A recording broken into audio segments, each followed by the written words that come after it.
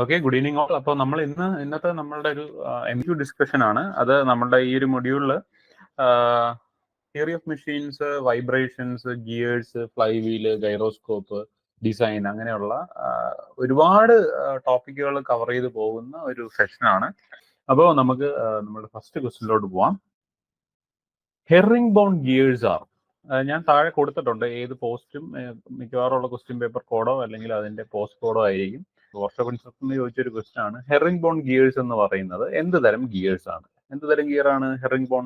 Herring bone എന്ന് പറയുന്നത് double helical gear ആണ്. ഡബിൾ ഹെലിക്കൽ ഗിയർ, അതായത് സിംഗിൾ ഹെലിക്കൽ ഗിയറിനകത്ത് വരുന്ന ഒരു ഡിസഡ്വാൻറ്റേജ്, ഒരു ആക്സിയൽ ത്രസ്റ്റ്, അതിനെ നമ്മൾ നള്ളിഫൈ ചെയ്യാനായിട്ട് ഉപയോഗിക്കുന്ന ഒരു ടൈപ്പ് ഓഫ് ഗിയർ ആണ് ഈ പറയുന്ന ഡബിൾ ഹെലിക്കൽ ഗിയർ എന്ന് പറയുന്നത്. അപ്പോൾ ഡബിൾ ഹെലിക്കൽ ഗിയറിന്റെ മറ്റൊരു പേരാണ് ഹെറിംഗ് ബോൺ ഗിയേഴ്സ് എന്ന് പറയുന്നത്. അപ്പോൾ ഹെറിംഗ് ബോൺ ഗിയേഴ്സ് എന്ന് പറഞ്ഞു കഴിഞ്ഞാൽ ഡബിൾ ഹെലിക്കൽ ഗിയേഴ്സ്. ഇനി, when the power transmitted in a belt drive is maximum, then the power transmitted in a belt drive is maximum, then അതിന്റെ കണ്ടീഷൻ ആണ് ചോദിച്ചിരിക്കുന്നത്. അങ്ങനെയാണെങ്കിൽ അവിടെ എന്താണ് സംഭവിക്കുക? ഓപ്ഷൻസ് നോക്കിയാൽ, half of the maximum tension is absorbed as centrifugal tension, 1/3 of the maximum tension is absorbed as centrifugal tension, 1/4 of the maximum tension is absorbed as centrifugal tension, none of these. നമ്മളത് പഠിക്കുന്നതാണ്. ബെൽറ്റിന്റെ കേസിൽ maximum power transmit ചെയ്യുന്നത് എപ്പോഴാണ്? Maximum tension is absorbed as centrifugal tension. Centrifugal tension 1/3 absorb ചെയ്യുമ്പോഴാണ് നമ്മൾ അവിടെ drive maximum ആവുന്നത്, maximum power transmitted ആവുന്നത്. ഇനി, which type of rivet heads are used for ship building? Ship ബിൽഡിങ്ങിന് ഉപയോഗിക്കുന്ന റിവറ്റ് ഹെഡ് എന്താണ്? Option: snap head, countersunk head, ellipsoid head, mushroom head. ഏതാണ് ഇതിന്റെ ഓപ്ഷൻ എന്ന് പറയുന്നത്? ഓപ്ഷൻ ബി ആണ്.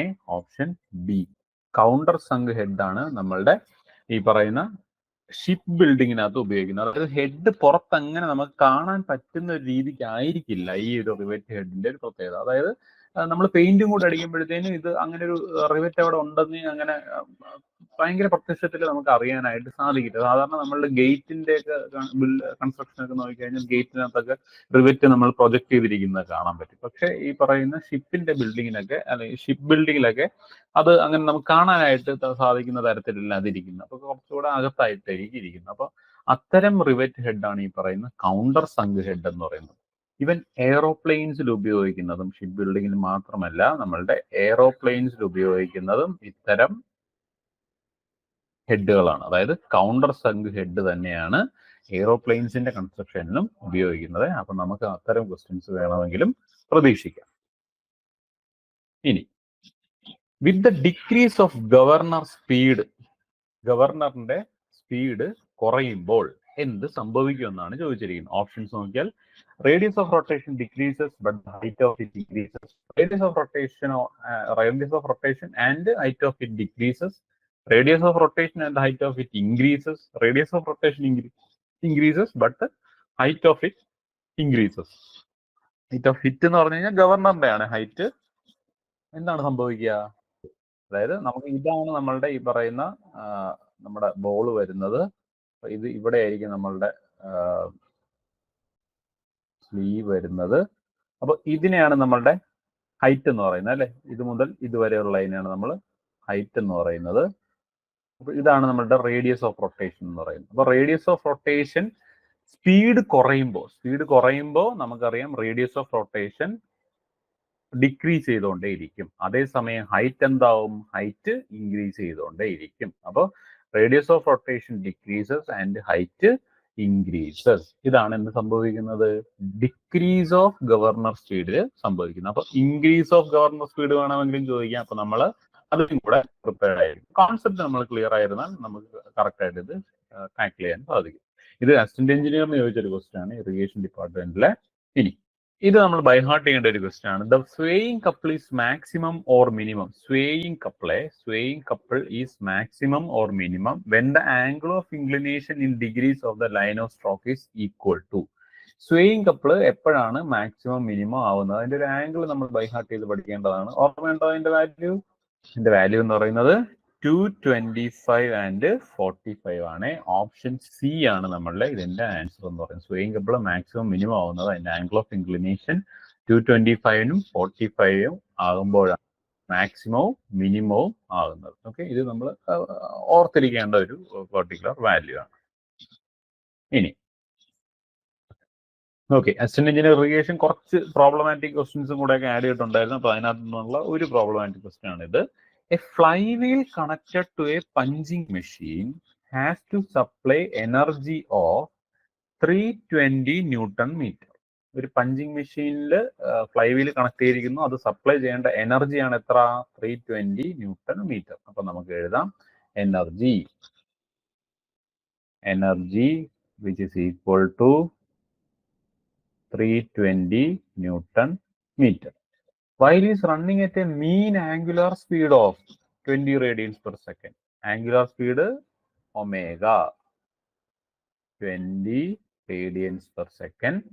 If the total fluctuation of speed is not to exceed plus or minus 2%. Total fluctuation of speed is not to exceed plus or minus 2% എന്ന് പറയുമ്പോൾ നമുക്ക് k എന്ത് എഴുതാം? നമ്മുടെ ഫ്ലക്ച്വേഷൻ ഓഫ് സ്പീഡിന്റെ വാല്യൂ നമുക്ക് എന്ത് എഴുതാം?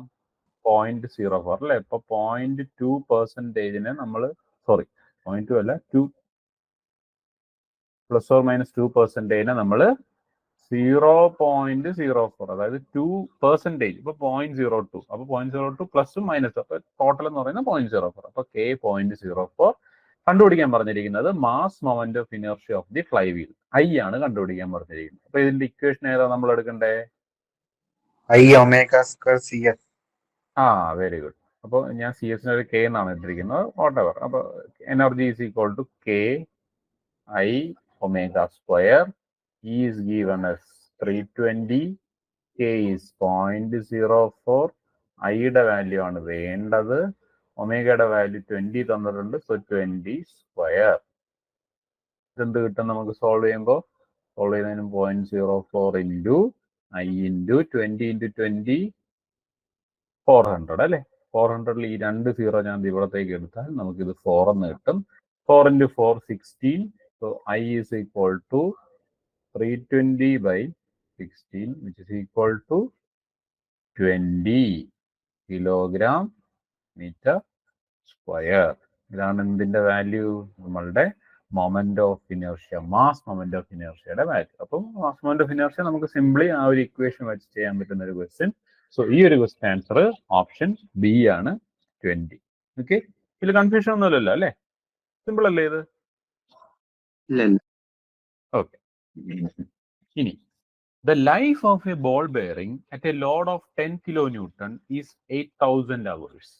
Its life in hours if the load is increased to 20 kilonewton keeping all other conditions the same is. ഇതെന്ത് വരും? ഇത് നമ്മൾ ഏത് ഇക്വേഷൻ വെച്ച് സോൾവ് ചെയ്യാം? ലൈഫ് ഓഫ് ബിയറിംഗിന്റെ ഇക്വേഷൻ എന്താണ്? C by W. ഇത് സി എന്ന് പറയുന്ന കോൺസ്റ്റന്റ്, പി എന്ന് പറയുന്നത് നമ്മുടെ ലോഡ് അല്ലേ? ഇത് തന്നെയല്ലേ? നിങ്ങൾ വേറെ നൊട്ടേഷൻ ആണോ ഉപയോഗിച്ചിരിക്കുന്നത്? ഇക്വേഷൻ ഇത് തന്നെയല്ലോ. ഇക്വേഷൻ. ഓക്കെ, അപ്പൊ നമുക്ക് ഇതിന് എന്ത് എഴുതാം? ലൈഫും ലോഡുമാണ് തന്നിരിക്കുന്നത്, ബാക്കി എല്ലാം കോൺസ്റ്റന്റ് ആക്കാൻ പറഞ്ഞിട്ടുണ്ട്. അപ്പൊ ലൈഫും ലോഡും, അപ്പൊ നമുക്ക് എന്ത് എഴുതാം? L into P, P cube is equal to a constant എന്ന് എഴുതാം അല്ലെ? L P cube is equal to constant. Or L1 P1 cube is equal to L2 P2 cube. ഇനി തന്നിരിക്കുന്ന വാല്യൂ സബ്സ്റ്റിറ്റ്യൂട്ട് ചെയ്താൽ മതി. ലോഡ് 10 കിലോ ന്യൂട്ടൺ ആകുമ്പോൾ life 8,000 hours.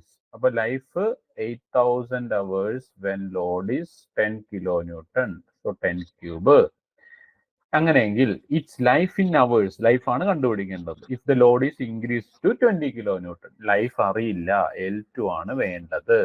തന്നിരിക്കുന്ന load 20. So 20 cube. ഇതെന്ത് വരും?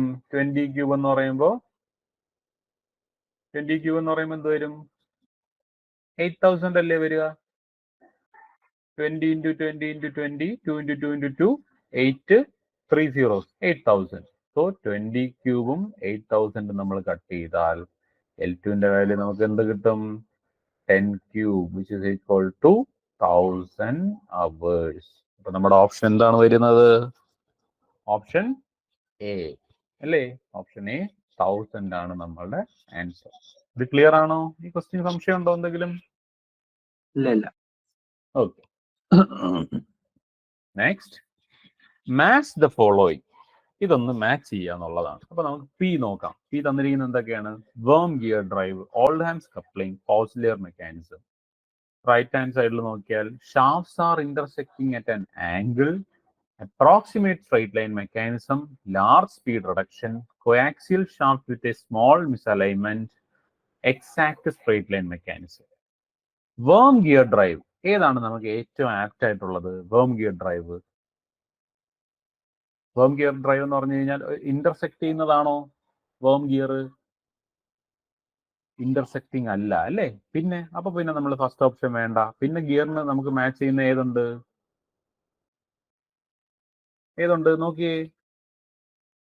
ഇതിന് ഞാൻ 1 2 നിടുകയാണെങ്കിൽ 1 2 3 നിടുകയാണെങ്കിൽ വേം ഗിയർ ഡ്രൈവിന് ഏറ്റവും ആപ്റ്റ് ആയിട്ടുള്ള പിന്നെ ഏതുണ്ട്?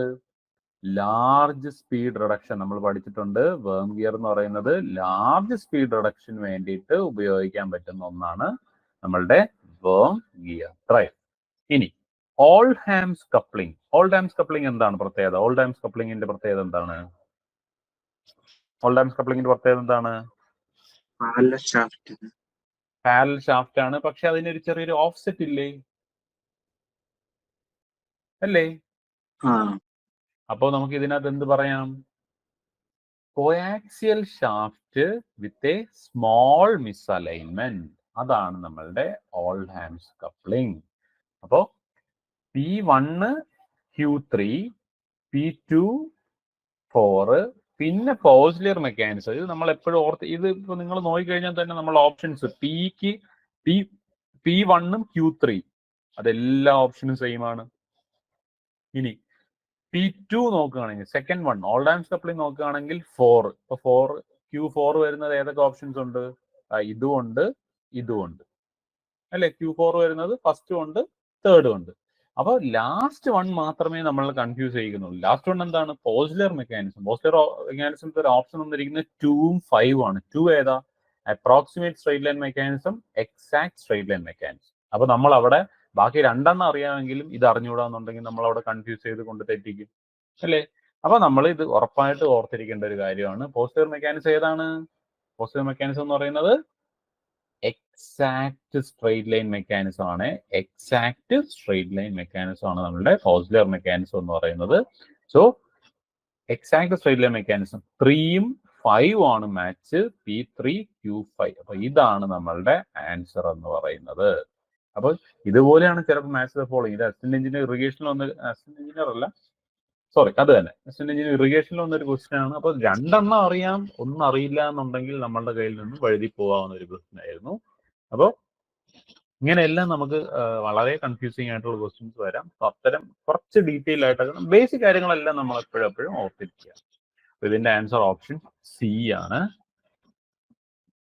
ഇനി which of the following statements are true? Okay, ശരിയായിട്ടുള്ളവ തിരഞ്ഞെടുക്കുക. ഗിയേഴ്സിനെ സംബന്ധിക്കുന്ന ക്വസ്റ്റ്യൻസ് ആണ്. നോക്കിക്കഴിഞ്ഞാൽ interference occurs in involute gears. ശരിയാണോ തെറ്റാണോ? ശരിയാണ്. Involute gears occurs in interference occurs in involute gears ശരിയാണ്. Involute profile gears are easy to manufacture. അതും ശരിയല്ലേ? നമ്മുടെ സ്റ്റാൻഡേർഡൈസ്ഡ് ഗിയറിൽ വരുന്നതല്ലേ ഈ പറയുന്ന ഇൻവല്യൂട്ട് പ്രൊഫൈൽ എന്ന് പറയുന്നത് അല്ലേ? കാരണം നമുക്കത് ഈസി ടു മാനുഫാക്ചർ ആണ്. അപ്പൊ അതും ശരിയാണ്. ഇനി മൂന്നാമത്തെ സെന്റൻസ് വായിച്ചേ. With involute tooth form the centre distance errors does not effect the velocity ratio. Centre distance error velocity റേഷ്യോയെ എഫക്ട് ചെയ്യുന്നുണ്ടോ ഇല്ലയോ? ഓർത്ത് പറഞ്ഞേ. ഇൻവല്യൂട്ടില് എന്താണ്? ഇൻവല്യൂട്ട് പ്രൊഫൈലിൽ സെന്റർ ഡിസ്റ്റൻസ് എറർ വെലോസിറ്റി റേഷ്യോയെ അഫക്റ്റ് ചെയ്യുന്നില്ല. ഇറ്റ് ഡു നോട്ട് എഫക്റ്റ് ആണ്. സോ ഈ ഒരു സ്റ്റേറ്റ്മെന്റും കറക്റ്റ് ആണ്. സോ 3 സ്റ്റേറ്റ്മെന്റും നമുക്ക് ഇവിടെ തന്നിരിക്കുന്നത് കറക്റ്റ് ആണ്. അപ്പൊ ഇവിടെയും കണ്ടില്ലേ, രണ്ടെണ്ണം നമുക്ക് ക്ലിയർ ആയിട്ട് അറിയാം. മൂന്നാമത്തേൽ നമ്മളൊന്ന് ചെറുതായിട്ട് ആലോചിക്കേണ്ടി വന്നു. സോ ഇവിടെയും നമ്മുടെ 3 ഓപ്ഷൻസും കറക്റ്റ് ആണ്. സോ 3 ഓപ്ഷൻസും കറക്റ്റ് ആയിട്ടുള്ള ഓപ്ഷൻ എന്ന് പറയുന്നത് ഓപ്ഷൻ ഡി ആണ് 1, 2 ആൻഡ് 3.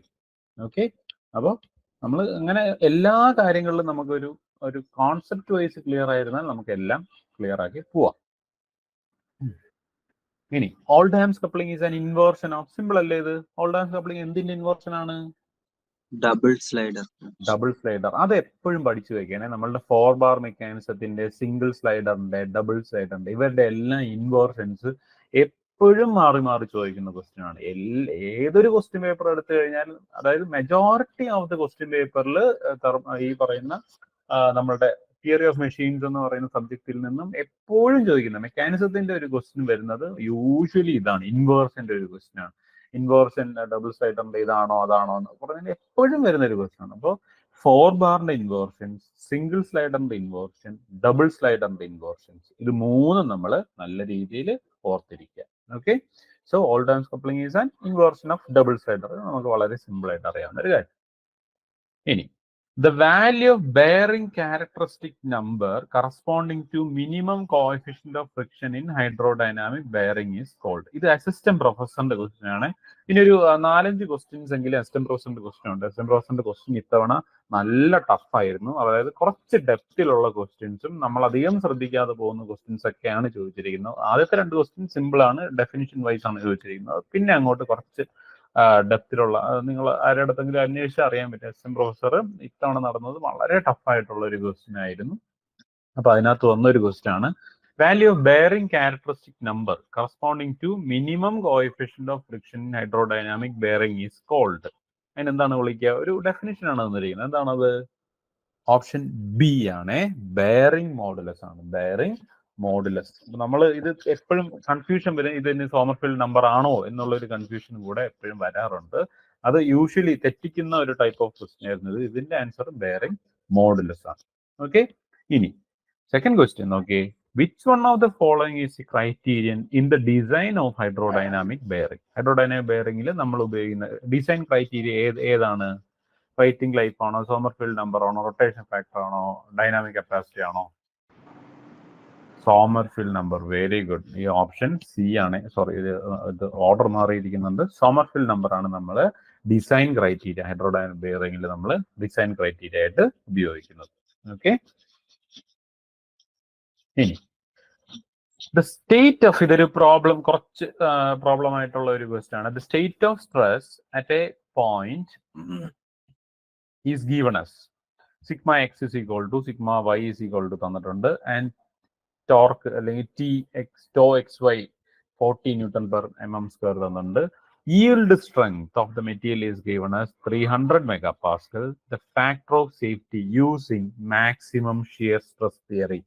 ഓർക്കുന്നുണ്ടോ maximum shear stress theory? Maximum shear stress theory ഡിസൈൻ്റെ ഒരു ക്വസ്റ്റ്യൻ ആണ്. ഡിസൈൻ എന്ന് പറയുന്നത് നമ്മൾ ഈ മൊഡ്യൂളിൽ തന്നെ വരുന്നതാണ്. Design maximum shear stress theory ഓർക്കുന്നുണ്ടോ? Equation tau divided by factor of safety n is equal to tau max square root of sigma x minus sigma y by 2 the whole square plus tau square. ഇതാണ് maximum shear stress തിയറിയുടെ equation. Okay, ഇനി തന്നിരിക്കുന്ന data നോക്കാം. Sigma x is given, sigma y is given, tau X y is given. So sigma x, sigma y, tau X y ഇത് നമുക്ക് ഉണ്ട്. Right hand side ഉണ്ട്. Yield strength SY of the material is 300 MPa. Yield strength തന്നാൽ നമ്മൾ അതിൽ നിന്ന് to max എങ്ങനെ കണ്ടുപിടിക്കാം? അറിയാവോ? Tau max is equal to yield strength by 2 ആണ് ചെയ്യേണ്ടത്. Tau max equal to yield strength by 2. ഇത് കിട്ടിക്കഴിഞ്ഞാൽ നമ്മളുടെ പരിപാടി കഴിഞ്ഞു. സോ ഈ 2 കാര്യങ്ങൾ അറിഞ്ഞിരിക്കുന്നതിലാണ് ഈ ഒരു പ്രോബ്ലം കിടക്കുന്നത്. Okay, maximum shear stress theory design പഠിക്കുന്നവർ എന്തായാലും പഠിക്കുന്ന ഒരു സാധനമാണ്. ഈ ഒരു ഇക്വേഷൻ മിക്കവാറും ഉള്ള ആളുകളെല്ലാം പഠിക്കും. ഒന്ന്, കുറച്ച് പേർക്കെങ്കിലും തെറ്റിപ്പോകുന്ന ഒരു കാര്യമാണ് ഈ പറയുന്നത്. അതായത് മാക്സിമം ഷിയർ സ്ട്രെസ് yield സ്ട്രെങ്ത്തിന്റെ ഹാഫ് ആണ് എന്നുള്ള കാര്യം കൂടെ എടുക്കുന്നതിൽ കുറച്ച് പേരെയും കൂടെ അവിടെ ലോസ് ആയി പോകും. ഇതൊരു കോമ്പറ്റേറ്റീവ് എക്സാം ആണല്ലോ. അപ്പോൾ മെജോറിറ്റി ഓഫ് ദ ആൾക്കാർ മാക്സിമം ഷിയർ സ്ട്രെസ് തിയറി പഠിച്ചിരിക്കും. അതിൽ നിന്നും കുറച്ച് പേര് ഫിൽട്ടർ ചെയ്ത് പോകുന്നതാണ് ഇവിടെ. അപ്പോൾ ഈ രണ്ട് കാര്യങ്ങളിൽ നിന്നും നമുക്ക് ഈ ഒരു ക്വസ്റ്റിനെ സോൾവ് ചെയ്തെടുക്കാം. എങ്ങനെ സോൾവ് ചെയ്യാം? ടോ മാക്സ് എത്ര വരും? sy/2. sy 300 ആണ് തന്നിരിക്കുന്നത്. 300/2 150. So 150/n is equal to square root of sigma x 100. So 100 minus sigma y 40. 40/2 the whole square plus tau xy 40. So which is 40 square. 100 minus 40 60 വരും. 60/2 എത്ര വരും? 30 വരും. So 30 square. Square root of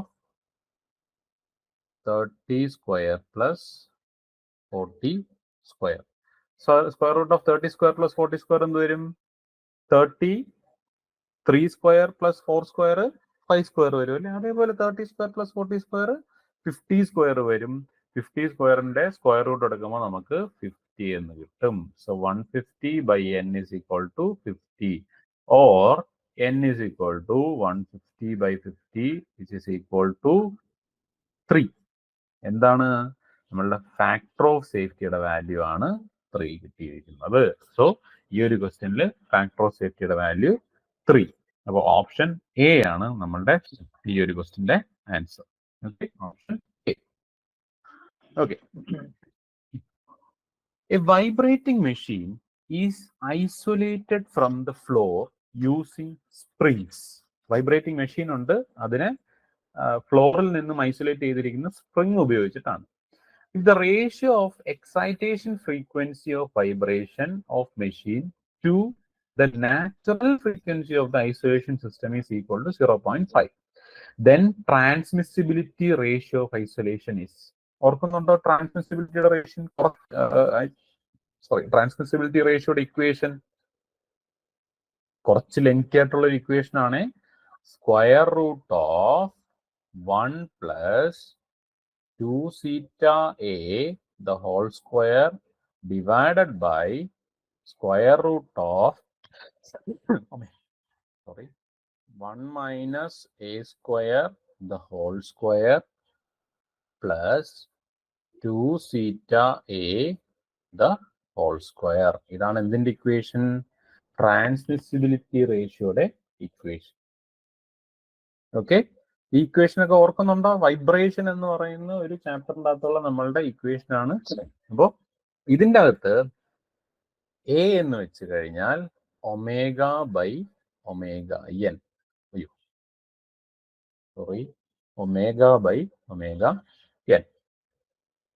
ഇത് നിങ്ങൾ text book ഒക്കെ നോക്കുമ്പോൾ ഓരോരുത്തർക്കും ഓരോ നൊട്ടേഷൻ ആണ്. ചിലപ്പോൾ കെക്ക് വരെ കെ എന്നായിരിക്കും ഉപയോഗിച്ചിരിക്കുന്നത്. വാട്ടെവർ, ω/ω(n) നമ്മൾ വിളിക്കുന്ന പേരാണ് എ.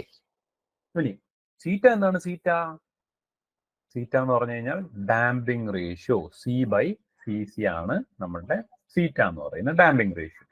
ഇനി ഈ ക്വസ്റ്റ്യനിലോട്ട് നമ്മൾ നോക്കുകയാണെങ്കിൽ vibrating machine is isolated from the floor using springs. Spring ആണ് ഉപയോഗിച്ചിരിക്കുന്നത്. അപ്പൊ ഇവിടെ ഡാമ്പർ ഉണ്ടോ? ഡാമ്പർ ഉണ്ടെന്ന് എവിടെയെങ്കിലും പറയുന്നുണ്ടോ? ഇല്ല അല്ലേ? അങ്ങനെയെങ്കിൽ നമ്മളുടെ സീറ്റയുടെ വാല്യൂ എന്ത് വരും? ഡാമ്പർ ഇല്ല എന്നുണ്ടെങ്കിൽ സീറ്റയുടെ വാല്യൂ എന്ത് വരും? 0. ഡാമ്പർ ഇല്ല എന്നുണ്ടെങ്കിൽ സീറ്റയുടെ വാല്യൂ 0. അങ്ങനെയെങ്കിൽ നമ്മളുടെ ഈക്വേഷൻ എങ്ങനെ സിംപ്ലിഫൈ ആവും നോക്കിയേ. ഇത് വേണ്ട, ഈ ഒരു ടേം വേണ്ട. അപ്പൊ ടി ആറിന്റെ വാല്യൂ എന്ത് വരും? T R is equal to 1 divide by square root of 1 minus A square the whole square. അപ്പൊ അതിൽ നമുക്ക് 1 മൈനസ് എ സ്ക്വയർ എന്ന് എടുക്കാം. അപ്പോ ട്രാൻസ്മിസിബിലിറ്റിയുടെ റേഷ്യോയുടെ ഇക്വേഷൻ 1/1 മൈനസ് എ സ്ക്വയർ എന്ന് പറയുന്ന ഒരു സിമ്പിൾ ഇക്വേഷൻ ആയിട്ട് മാറും എപ്പോൾ അവിടെ ഡാമ്പർ ഇല്ല എന്ന് ഉറപ്പ് വരുത്തി കഴിഞ്ഞാൽ. അപ്പൊ ട്രാൻസ്മിസിബിലിറ്റി റേഷ്യോ ആണ് ഈ ക്വസ്റ്റ്യൻ കണ്ടുപിടിക്കാൻ പറഞ്ഞിരിക്കുന്നത്. ഇനി തന്നിരിക്കുന്ന ഡേറ്റ ഏതാണെന്ന് നോക്കി. Ratio of excitation frequency of vibration of machine to natural frequency of isolation system. അതായത് ഈ പറഞ്ഞ സാധനം വൈബ്രേഷന്റെ frequency by natural frequency A, അതാണ് തന്നിരിക്കുന്നത്. എത്ര? 0.5. സോ എയുടെ വാല്യൂ തന്നിട്ടുണ്ട്. ട്രാൻസ്മിസിബിലിറ്റി റേഷ്യോ കണ്ടുപിടിക്കാനാണ് പറഞ്ഞിരിക്കുന്നത്. അങ്ങനെയെങ്കിൽ നമുക്ക് ഈ ക്വസ്റ്റ്യൻ ചെയ്യാം. TR is equal to 1 by 1 minus A പകരം 0.5 square is equal to 1 divided by 1 minus 0.25. 0.5 square 0.25. 1 minus 0.25 എന്ത് വരും? 0.75. So 1 by 0.75 is equal to 4 by 3 എന്ന് വരും അല്ലേ? ഇനി നമ്മൾ ഓപ്ഷൻ നോക്കുകയാണെങ്കിൽ ഓപ്ഷൻ സി ആണ് നമ്മളുടെ ആൻസർ. ഓപ്ഷൻ സി 4 by 3 തന്നിട്ടുണ്ട്. സോ ഈ ക്വസ്റ്റ്യൻ്റെ ആൻസർ ഓപ്ഷൻ സി 4 by 3. ഇനി ഇതൊന്നും നിങ്ങൾ പറഞ്ഞേ, ഇത് നിങ്ങൾക്ക് എളുപ്പമായിരിക്കുമല്ലോ. The mechanism used in a shaping machine is shaping മെഷീനിൽ ഉപയോഗിക്കുന്ന മെക്കാനിസം. എന്ത് മെക്കാനിസമാണ് ഷേപ്പിംഗ് മെഷീനിൽ ഉപയോഗിക്കുന്നത്? ഷേപ്പറിൽ ഉപയോഗിക്കുന്ന ഡി ആണല്ലേ. ഷേപ്പറിൽ ഉപയോഗിക്കുന്ന മെക്കാനിസം ഏതാണ്? Crank and slotted liver mechanism ആണ് നമ്മളുടെ ഷേപ്പറിൽ ഉപയോഗിക്കുന്നത് അല്ലെങ്കിൽ ഷേപ്പിംഗ് മെഷീനിൽ ഉപയോഗിക്കുന്നത്. അപ്പൊ ക്രാങ്ക് ആൻഡ് സ്ലോട്ടഡ് ലിവർ എന്ന് പറയുന്നത് എന്തിന്റെ ഇൻവേർഷൻ ആണ്? സിംഗിൾ സ്ലൈഡർ ക്രാങ്ക് ചെയിനിന്റെ ഒരു ഇൻവേർഷൻ ആണ് ഈ പറയുന്ന ക്രാങ്ക് ആൻഡ് സ്ലോട്ടഡ് ലിവർ എന്ന് പറയുന്നത്. അതാണ് ഷേപ്പിംഗ് മെഷീൻ ഷേപ്പറിൽ ഉപയോഗിക്കുന്നത്. അപ്പൊ നമ്മളുടെ ഓപ്ഷൻ ഏത് വരും? ഓപ്ഷൻ ഡി വരും. Inversion of single slider crank chain. Okay, ബാക്കിയുള്ള ഓപ്ഷൻ നോക്കിയാൽ ക്ലോസ്ഡ് 4 ബാറും ക്ലോസ്ഡ് 6 ബാർ ചെയിനും closed 4 bar chain having revolute pairs ആണ്. പിന്നെ 2 സ്ലൈഡിംഗ് പേഴ്സ് ആണ്. അപ്പൊ ഇതൊന്നും അല്ല നമ്മളുടെ ആൻസർ. നമുക്കറിയാം സിംഗിൾ സ്ലൈഡറിന്റെ ആണ്, അതിന്റെ ഇൻവേർഷൻ ആണ്. ഓക്കെ, ഇനി ഓക്കെ, ഇതും കുറച്ചൊരു ലെങ്തി ആയിട്ടുള്ള ഒരു ക്വസ്റ്റ്യൻ ആണ്, ഒരു പ്രോബ്ലം ആണ്. A mass m attached to a spring is subjected to a harmonic force as shown in the figure. ഒരു സ്പ്രിങ് മാസമായിട്ട് കണക്ട് ചെയ്തിരിക്കുന്നു, അതിൻ്റെ അകത്തൊരു ഹാർമോണിക് ഫോഴ്സ് ആക്ട് ചെയ്യുന്നു. ആ ഫോഴ്സിന്റെ വാല്യൂ ഫിഗറിൽ തന്നിട്ടുണ്ട്. The amplitude of the forced motion is observed to be 50 mm. Amplitude തന്നിട്ടുണ്ട് 50 mm. The value of m is. Okay, ഇത് അഗെയിൻ നമ്മളുടെ വൈബ്രേഷൻ എന്ന് പറയുന്ന ഒരു ചാപ്റ്ററിനകത്ത് വരുന്നതാണ്. ഓക്കെ, ആംപ്ലിറ്റ്യൂഡിന്റെ ഇക്വേഷൻ എന്താണ്? ആംപ്ലിറ്റ്യൂഡിന്റെ ഇക്വേഷൻ നിങ്ങൾ നോക്കിയിട്ടുണ്ടോ? F0 by K divided by, ഞാൻ എഴുതാണ് ആംപ്ലിറ്റ്യൂഡിന്റെ ഇക്വേഷൻ, 1 minus A square. നേരത്തെ നമ്മൾ പറഞ്ഞ ട്രാൻസ്മിസിബിലിറ്റി റേഷ്യോയുടെ ഡിനോമിനേറ്റർ പഠിച്ചിരുന്നാൽ മതി. അത് തന്നെയാണ് ഇവിടെ 1 minus A square the whole square plus 2 theta A the whole square. അത് തന്നെയാണ് ഈ ആംപ്ലിറ്റ്യൂഡിന്റെ ഡിനോമിനേറ്ററിലും വരുന്നത്. പ്ലസ് ന്യൂമറേറ്റർ മാത്രമേ വ്യത്യാസമുള്ളൂ. 2 theta അങ്ങനെയൊക്കെ നമ്മൾ കണക്ട് ചെയ്താൽ നമുക്ക് കുറച്ചുകൂടെയൊക്കെ ഓർക്കാൻ എളുപ്പമുണ്ട്. 2 theta A the whole square. ഇനി തന്നിരിക്കുന്ന വാല്യൂസ് ഒക്കെ നോക്കാം. ആംപ്ലിറ്റ്യൂഡ് തന്നിട്ടുണ്ട് 50 mm. ഇതിൻ്റെ അകത്ത് സ്പ്രിങ്ങേ ഉള്ളൂ, ഡാമ്പർ ഇല്ല. അപ്പൊ നമുക്ക് സീറ്റ എന്ന് പറയുന്ന ഈ ഒരു ടേം എടുക്കണ്ട. Square root of 1 minus A square the whole square. Square root നമുക്ക് പോകും, സ്ക്വയർ ആവും. എം ആണ് കണ്ടുപിടിക്കേണ്ടത്. എം എന്ന് പറയുന്ന വാല്യൂ കിടക്കുന്ന ഒരു പാരാമീറ്റർ എന്ന് പറയുന്നത് F0 എന്ന് പറഞ്ഞു കഴിഞ്ഞാൽ ഈ ഒരു സാധനമാണ് F0 എന്ന് പറയുന്നത്. K എന്ന് പറയുന്ന സ്പ്രിംഗ് കോൺസ്റ്റന്റ് ആണ്. K അതാണ്. ഒമേഗയാണ് 100. അതായത് കോസ് എഫ് ടിയുടെ ഇക്വേഷൻ എന്ന് പറയുന്നത് F0 കോസ് ഒമേഗ ടി. അപ്പൊ ഇതാണ് നമുക്ക് തന്നിരിക്കുന്ന നമ്മളുടെ ഫോഴ്സ്. അപ്പോൾ F0 ഒമേഗയും നമുക്ക് ഇതിനകത്ത് നിന്ന് കിട്ടും. അപ്പൊ ഈ മാസ് എന്ന് പറയുന്ന പാരാമീറ്റർ എവിടെ ഒളിച്ചിരിക്കുന്നത്? മാസ് ഇരിക്കുന്ന നമ്മളുടെ equation omega N which is equal to square root of K by M. അപ്പോൾ ഒമേഗ എൻ കണ്ടുപിടിക്കാൻ പറ്റിയാലേ നമുക്ക് ഈ പറയുന്ന ആളെ കണ്ടുപിടിക്കാൻ പറ്റുള്ളൂ. അപ്പൊ ഒമേഗ എൻ എവിടെ ഒളിച്ചിരിപ്പുണ്ട്? ഈ പറയുന്ന ഇക്വേഷനിൽ, ആംപ്ലിറ്റ്യൂഡിന്റെ ഇക്വേഷനിൽ F0 ഇല്ല, കെയിലില്ല, എയിലുണ്ട്. ബിക്കോസ് നമ്മൾ എ പറഞ്ഞായിരുന്നു. എ എന്താണ്? എ എന്ന് പറഞ്ഞു കഴിഞ്ഞാൽ ഒമേഗ ബൈ ഒമേഗ എൻ ആണെന്ന് നമ്മൾ പറഞ്ഞായിരുന്നു. അപ്പോൾ എ കണ്ടുപിടിക്കുക ഈ ഒരു ഇക്വേഷനിൽ നിന്ന്, അതിൽ നിന്നും നമ്മളുടെ എം കണ്ടുപിടിക്കുന്നതാണ് ഈ ഒരു ക്വസ്റ്റ്യന്റെ ടാസ്ക്. ഇത് കുറച്ച് ലെങ്തി ആയിട്ടുള്ള ഒരു ക്വസ്റ്റ്യൻ ആണ്. കുറച്ച് നമ്മൾ എല്ലാ ഇക്വേഷൻസ് അറിഞ്ഞിരുന്നാൽ മാത്രം സോൾവ് ചെയ്യാൻ പറ്റുന്ന ഒരു ഇക്വേഷൻ. അപ്പൊ നമ്മൾ സബ്സ്റ്റിറ്റ്യൂട്ട് ചെയ്യാം. ആംപ്ലിറ്റ്യൂഡ് തന്നിരിക്കുന്ന 50 mm, അതിനെ നമ്മൾ മീറ്ററിലോട്ട് മാറ്റിയാൽ 0.05. Amplitude is equal to F0 by K. F0യുടെ value 100. So 100 by 3000 into divide by root of 1 minus A square the whole square. അപ്പോൾ സ്ക്വയർ റൂട്ടും സ്ക്വയറും കൂടെ പോയാൽ 1 minus A square. അപ്പോൾ into 1 minus A square എന്ന് എഴുതാം. ഇതിനെ നമുക്ക് എന്ത് എഴുതാം? ഇതിനൊന്ന് സിംപ്ലി അങ്ങോട്ടും ഇങ്ങോട്ടും നമ്മളൊന്ന് മാറ്റി എഴുതുകയാണെങ്കിൽ 3000 ഇൻറ്റു 0.05 നമുക്ക് എന്ത് വരും? 3000 വേണ്ട, 2 0 ഇവിടെ കട്ട് ചെയ്ത് പോയി. 30 ഇൻറ്റു 0.05 എന്ത് വരും? 3 into 0.5 which is equal to 1.5. അപ്പോൾ ഈ ഒരു ഇക്വേഷനിൽ നിന്ന് 1 minus A square is equal to 1/1.5 എന്ന് വരും. Or A square is equal to 1 minus 1/1.5 which is equal to 0.5/1.5 which is equal to 1/3, or a is equal to 1/√3 എന്ന് വരും. എയുടെ വാല്യൂ 1/√3. ഇനി എ എന്ന് പറഞ്ഞു കഴിഞ്ഞാൽ എന്താണ്? Omega by omega N. Omega by omega N ആരാണ്? Square root of K by M, അല്ലെങ്കിൽ റൂട്ട് എമ്മിന് നമുക്ക് മേളിൽ കൊണ്ടുപോകാം. ഇതിനെ മൊത്തത്തിലൊന്ന് സ്ക്വയർ ചെയ്താൽ A square is equal to omega square into M divide by K എന്ന് വരും. ഈ ഇക്വേഷൻ ഇങ്ങനെ സിംപ്ലിഫൈ ചെയ്യാം. ഇനി എ സ്ക്വയർ എന്താണ്? A square is equal to 1/3.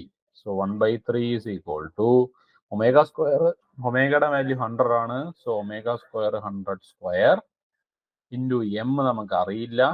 കെയുടെ വാല്യൂ 3000 തന്നിട്ടുണ്ട്. 3000. ഈ 3000 3 0 നമുക്കിതാ ഇവിടെ നിന്ന് 2ഉം ഈ 1ഉമായിട്ട് കട്ട് ചെയ്യാം. ഈ 3യും ഈ 3യും കട്ട് ചെയ്യാം. So 1 is equal to 10 m എന്ന് വരും.